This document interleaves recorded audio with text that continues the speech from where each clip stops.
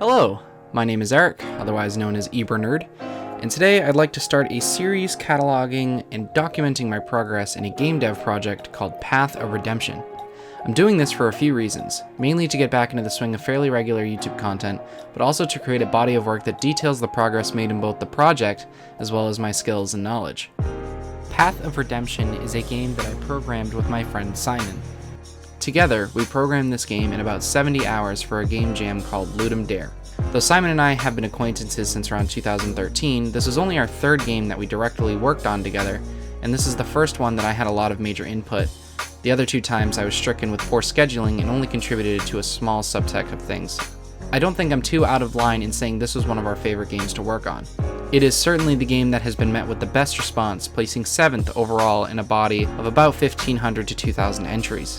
Path of Redemption is, in its current state, a dungeon crawler, not too dissimilar to The Binding of Isaac. I'm sure you can see the resemblance in the footage I've provided. In this game, you are a criminal or reject of some sort, who must prove your innocence and strength by going through the trials of each room. This includes puzzles, traps, fights, and a mix of the three.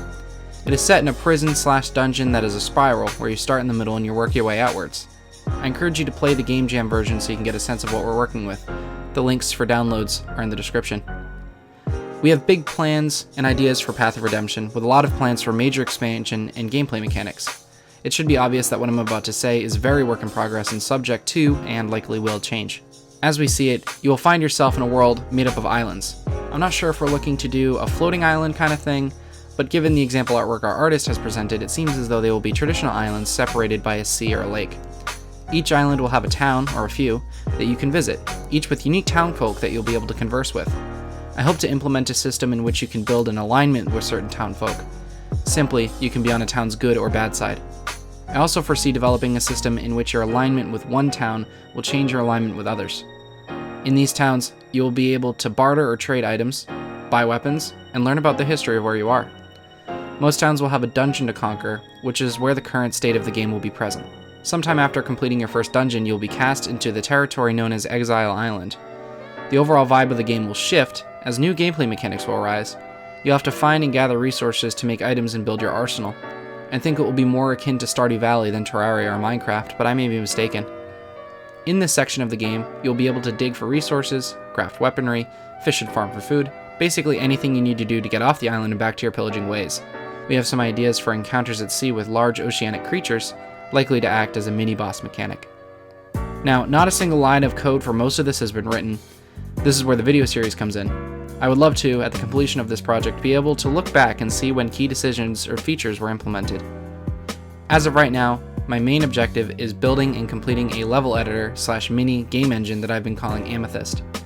The tool is primarily for those on our team who are not programmatically inclined. It will include hitbox manipulation, terrain brushes, and a small but versatile scripting engine, and more.